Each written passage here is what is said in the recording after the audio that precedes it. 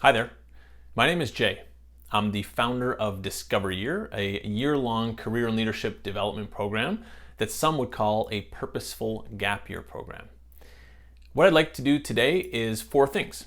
Number one, I'd like to talk a little bit about the most important skills and attributes that young people need to have to thrive in adulthood. Number two, I'd like to describe a little bit our program at Discover Year, how we came to develop it, how it helps young people, as well as how you might use some or all of the elements in our program to benefit the young people that you're working with. And lastly, I'd like to talk about some of the resources that we have available that we are hoping to share with you and others so that you may support the students that you're working with. So, let's dive in.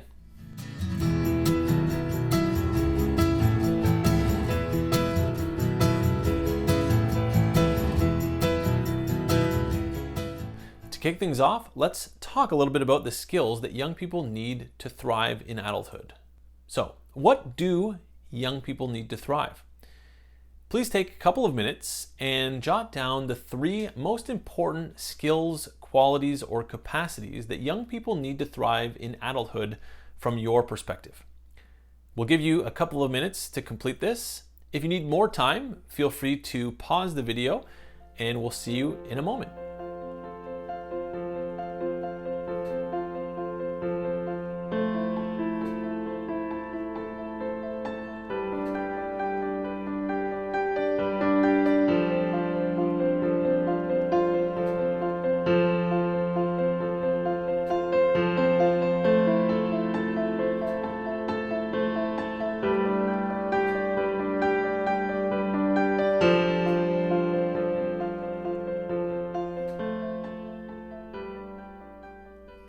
Got your answers? I know it's probably difficult to narrow the list down to just three, but I hope it was a useful exercise to get you in the mindset of really understanding actually what people need rather than the way we're doing things today. So I've asked this question to individual employers, about 500 of them. I've asked this question to groups of educators and career professionals, at this point in the hundreds if not thousands of people. I've asked this question in many different times in a similar way, and the answers, interestingly, are always about the same. Here's what people tell me that young people need to do to be able to thrive in today's world. They need resilience. They need to be independent and autonomous. They need to have self-confidence. They need good communication skills. They need relationship skills. They need to be able to advocate for themselves. They need to be able to work in a team and demonstrate good interpersonal skills. They need to be able to manage their time and to demonstrate good organizational skills. They need to have self-control and emotional regulation. They need to be dependable. They need to be able to think critically and analyze situations. They need to be curious and open-minded to different possibilities around them. They need to demonstrate professional communication. They need to understand finances and be able to manage their own money. They need to be adaptable to the circumstances and the environment within which they find themselves. And they need to be creative and resourceful with what they have in order to reach their goals. So here's an interesting list, and as you'll notice, nowhere on this list is a degree or diploma listed.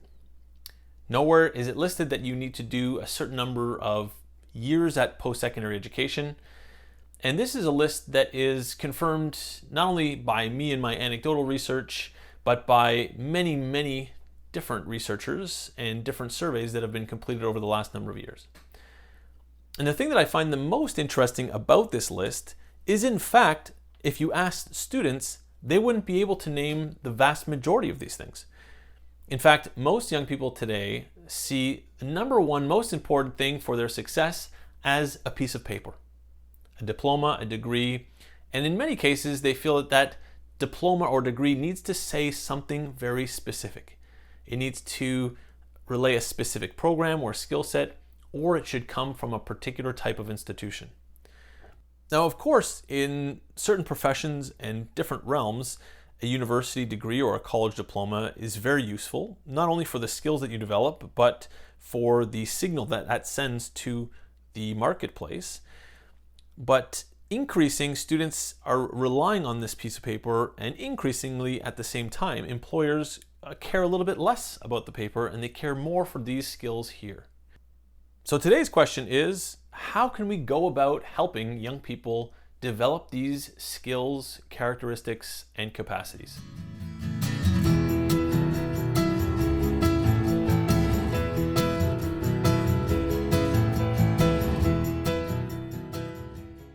So now that we have this nice overarching view of the most important skills and characteristics that young people need to thrive in their lives as adults, I'd like to talk a little bit about why I founded Discover Year. And essentially, it's because having met 12,000 young people in high schools and university campuses across Canada between 2011 and 2015, I saw that there was a huge need for young people to further develop these skills before they made big, important life decisions. I imagine that you might be familiar with some of the statistics and the hardships that we're experiencing on university and college campuses, not only in Ontario and Canada, but really across the world. In a fairly recent study from 2016 of 25 post-secondary students across Ontario, 65% of young people felt overwhelming anxiety at least one time in the past calendar year. Similarly, 46% of that population felt so depressed that they could not get out of bed for 24 hours at least once in that last year. And this was not surprising to me when I read the research, because it's in fact what I had experienced during those years working at a university and liaising with high school and university students. They lacked purpose, they were nervous and anxious and overwhelmed and depressed, and that was very heartbreaking for me. And what I came to understand, having met all these students and then having liaised with hundreds of business owners and hiring managers, is that there was a bit of a mismatch between what the students thought they needed to succeed as adults and in fact what employers and other people they would develop relationships actually wanted them to demonstrate in the workplace and in their personal lives. So that's why we founded Discover Year, to help young people better understand who they are. In other words, better understand their interests, their values, their strengths, and be able to take action in an uncertain world to pursue the things that they actually cared about. At the same time, we are helping them improve their communication and relationship skills so that they can improve their relationships and communication in their personal and in their professional lives. And we're also helping them learn how to bounce back more effectively when in the cases where they do make an attempt and fail, that they can bounce back more effectively.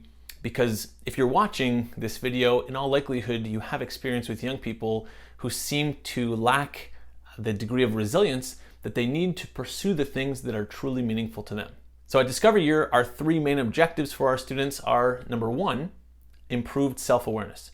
To really start to understand what they care about, what they're good at, what they're interested in, not only within themselves, but in comparison to others around them, to help them find and uncover their unique gifts and how they want to serve the world. Number two is confidence. Once they actually start to begin to understand who they are, what they want, how they can contribute, to build the confidence in themselves to overcome their fear of failure and uncertainty, and to pursue those things in a meaningful way. And number three is adaptability. And for us, adaptability is a combination of resilience, communication skills, creativity and resourcefulness, and critical thinking.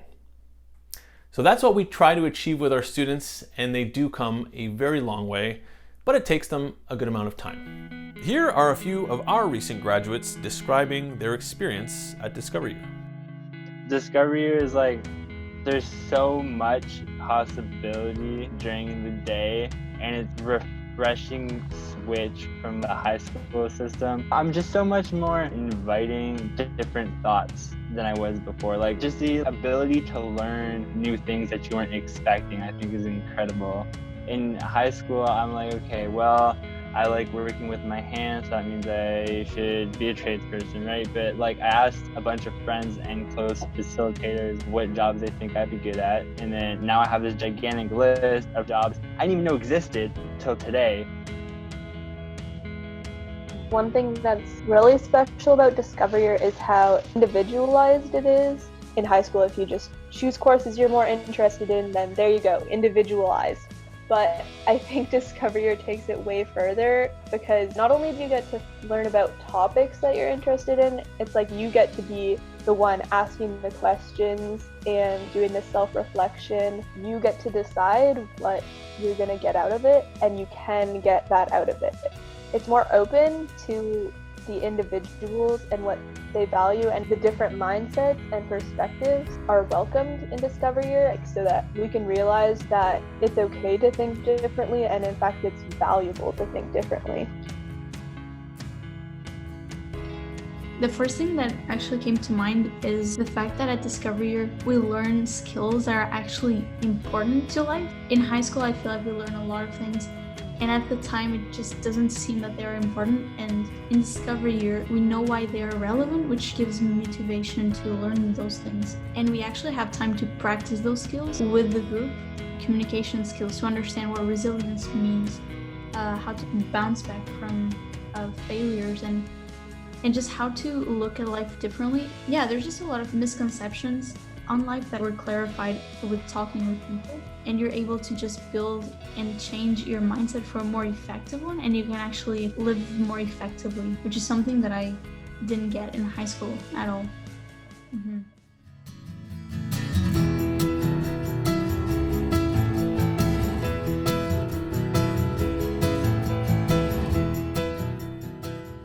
So that is our hope for our young people, that we can help them increase their self-awareness, their confidence to take action in uncertainty, and their ability to adapt to the environment around them so that they can pursue the things that are meaningful to them within the constraints of the environment.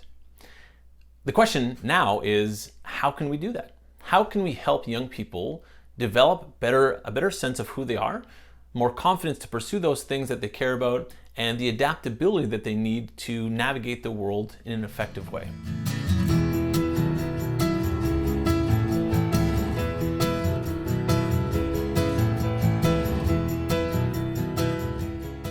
While it is a complicated program to describe, and it's quite unique in the way it's delivered, I wanted to take just a minute to describe the various components of what we offer our students.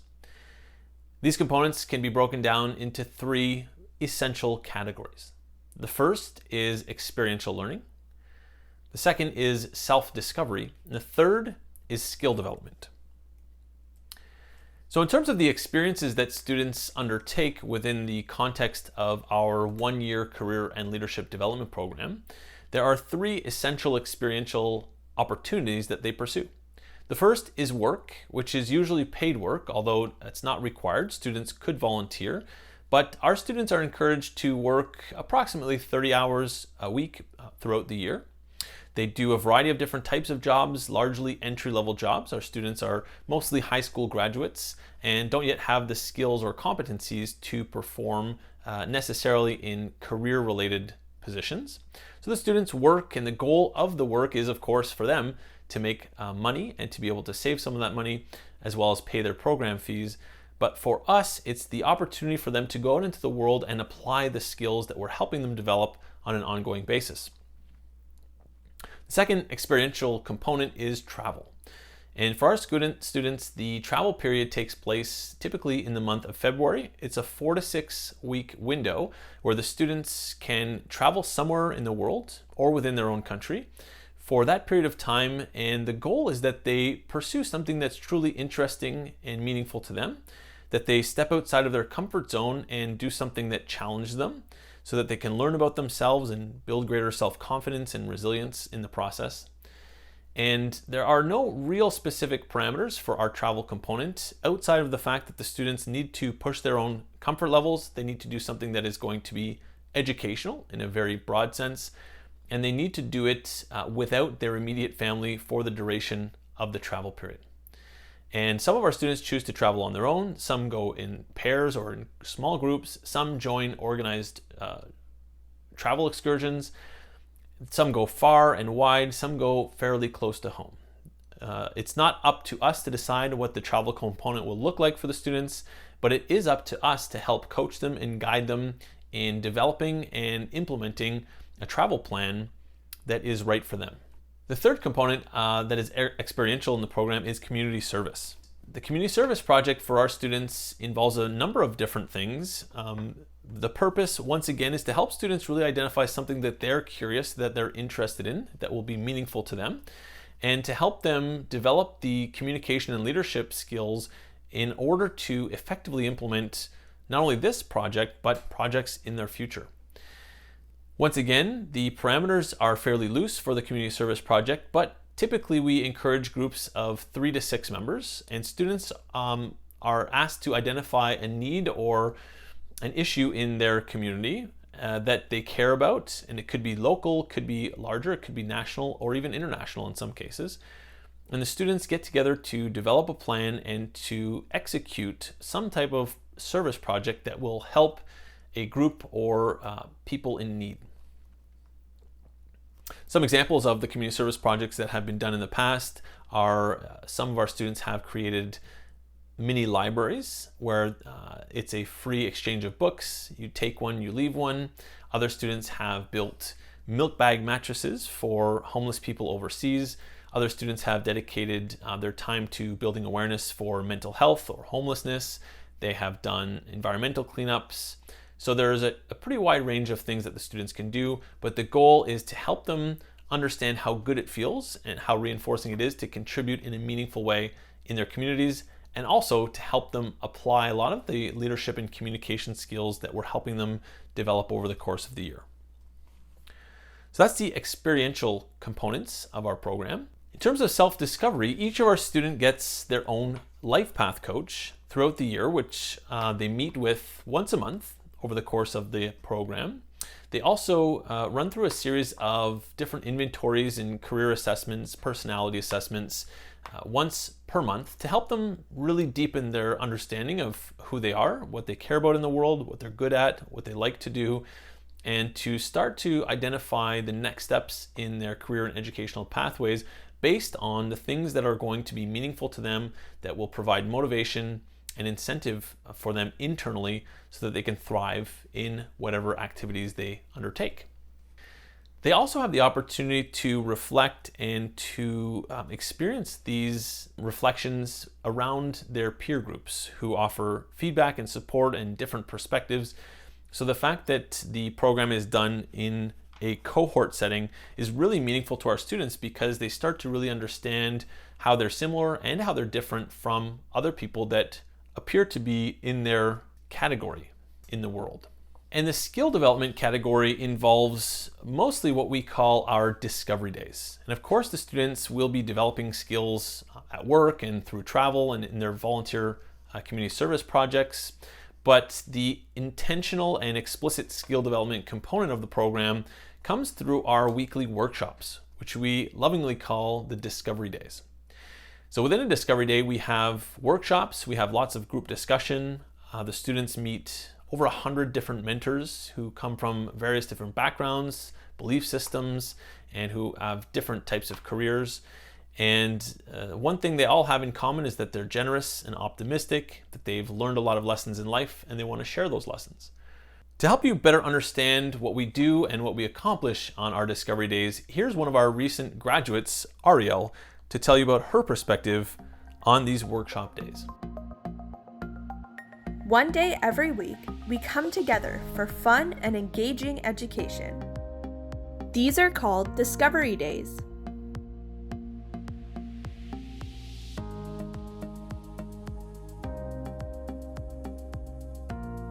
The skills workshops focus on both hard and soft skills. Subject matter experts from within our committee deliver interactive sessions to help you build fundamental career skills for the 21st century. We're learning a bunch of skills and a bunch of lessons that aren't covered in high school. So we learn empathy, we learn communication skills, relationships. So I think just realizing that these skills are crucial and that you can work hard to develop them. The mentor-centered career conversations will introduce you to numerous successful people from a wide range of industries, careers, and backgrounds. Through the questions and conversations that come up, They will help shape your understanding of the skills required and the day-to-day realities in a variety of fields. They would say things and tell their own stories, and then throughout their conversation I would just be like, that's so me. I feel like I am this person. The mentors are like highly motivated within their careers, and I think they're all very passionate about what they do, and they find a lot of joy and significance. And then you can be able to reflect on what might that be for me. Micro-coaching is an exercise we use to develop our communication skills each week. It involves 3 roles: interviewer, interviewee, and observer, who provides feedback. So I use my listening skills to try to engage them and try to draw the answers out. Before I was more focused on telling them what I thought and sharing my opinions, but now I've learned the value of really trying to learn from the people I'm talking to. Every Discovery Day closes with a group roundtable discussion. These discussions will enable you to ask questions, express your feelings, and develop your reasoning skills with your peers and a facilitator.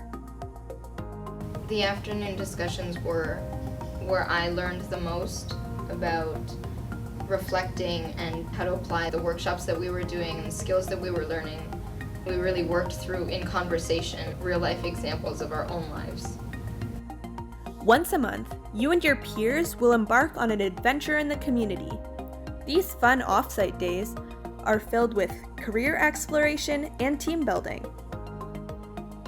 You can always count on Discovery Days to leave you with something new to think about, feeling engaged, inspired, and ready to keep learning.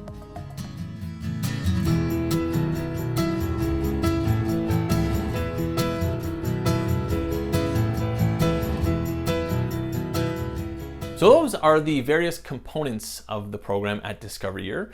And I would argue that, in fact, even more important than what we do is how we do it. And I believe that there are 4 key distinctions that make our program and the way it's delivered quite different than the educational model that most students have experienced when they arrive with us. Number 1, distinguishing student wants and student needs. One of the things that I think we do really well at Discovery Year is to help young people identify the real challenge. We ask them often how they're enjoying things and what they're enjoying less, what they're learning, what they could learn more of. We take in a huge amount of feedback from our students. And what I believe is very useful for us is that we interpret their feedback, we analyze it, we ask further questions, we come to truly understand what part of their feedback is coming from fear or anxiety or discomfort, and what part is coming from a genuine place of a willingness and a desire to learn more. We've become quite skilled at identifying the difference between what they say that they want and what they actually need. And we understand that their feedback will rarely, on the first try, effectively explain what they need. And in the world today, what I find is that we're moving more towards a student-centered approach, which I think is wonderful, but I believe that the pendulum has swung a little bit too far in some cases, and we have taken the approach that anything that a student says they want or need, we should accept at face value. And what I think we do really well is we take in this data from our students, we digest it, we ask further questions, we explore, and we generally come to a great conclusion about how to implement the things that they want in order to help them achieve what they need. And another important thing that we do is we explain our process to them. So we don't just make decisions arbitrarily and implement them. Anytime that we ask for feedback, if the decision that we're going to make is kind of counter to the feedback or is different from what was suggested, we always take the time to explain that. And generally we find that works incredibly well, and our students really appreciate that we value their feedback, but not necessarily always going to implement it. Number 2, psychological safety and vulnerability. This is perhaps the single greatest definer of who we are at Discovery Year. All of our students tell us year after year that it's rare, if ever, that they've been in an environment where it was simultaneously so accepting and challenging at the same time. They tell us that they've rarely been in a place where they could show up truly as who they are and feel appreciated and respected and capable of sharing the things that are on their mind things that are bothering them, things that they're proud about, and being vulnerable in a group of their peers, as well as with facilitators. And when I describe this community and this sense of safety and vulnerability in our groups, I'm often asked by other educators, how did we achieve that? How do we go about creating this environment? And there are a number of things that are of perhaps equal importance in creating this environment. The first is screening. So we don't screen for grades or academic capacity. We are screening for a minimum kind of intellectual capacity. But what we're mostly looking for is students who are going to be respectful and open-minded and generous, and who will do their best to embrace differences in others. So the screening process is number one. We're explicitly looking for these qualities when we accept students into the program. The second thing that we do is a community code. At the beginning of each year, and also on a repetitive basis throughout the year, we develop a set of guidelines and structure that we use with our students to make sure that everyone is very clear on what's encouraged and accepted and what is not. And we give them an opportunity to contribute to this code of conduct at the beginning of the year. And we do our absolute very best to model all the elements of this community code with our students. And that, in fact, is the third thing that is necessary in order to effectively build and foster this sense of psychological safety, is modeling. And all of our personnel, all of our volunteers and our staff members, they model this behavior on an ongoing basis. Not only do they actively seek out authenticity and genuineness from the students and challenge them in meaningful ways, and of course always be respectful to them, they also share their own vulnerabilities, their own mistakes, their failures, their depressions, their difficulties in life, both personal and professional. And by being in this environment where our students observe that while successful, all of our team members and volunteers are vulnerable with them, and they've overcome many great setbacks in their own lives, this modeling really enables our students to take on this idea of being vulnerable themselves.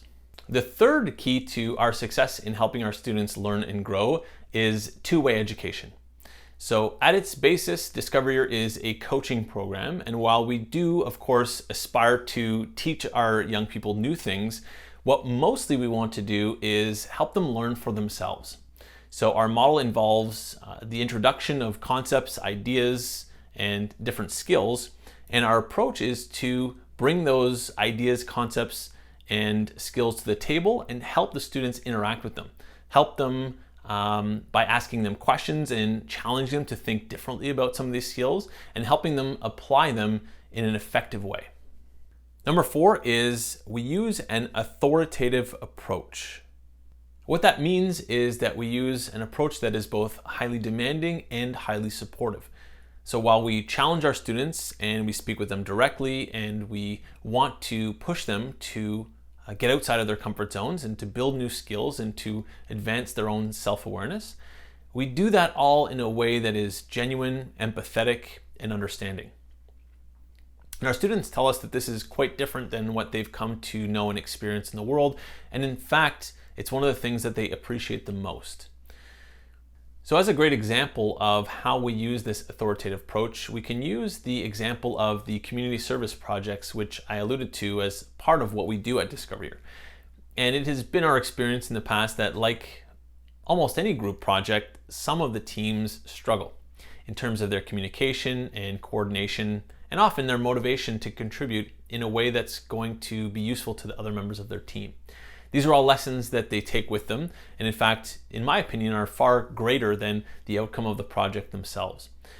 But in those cases where someone's not carrying their weight or not living up to the expectations of the community service project, we address that directly with the student. We challenge them, we let them know that it's unacceptable, and at the same time, we first take the opportunity to better understand why. Why did they not complete their portion, or why are they having difficulties communicating or collaborating with their team members?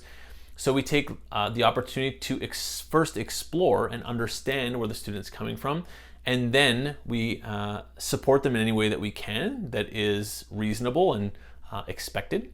And we also take them to task. We also tell them that they weren't meeting the goals of the project, and we let them know that they need to do better.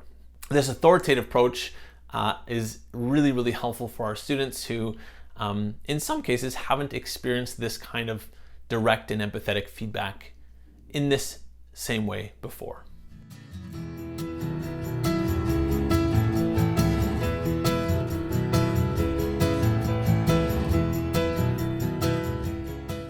So for anyone who would like to help their young people, their students, their young adult children develop some of these skills and competencies in the coming months, or if in fact you're a young person yourself and you'd like to start exploring some of the ideas that we've talked a little bit about in terms of skill development today, I'm thrilled to present to you our relatively new digital learning platform at MentorU, which is the name of the company that oversees Discover Year.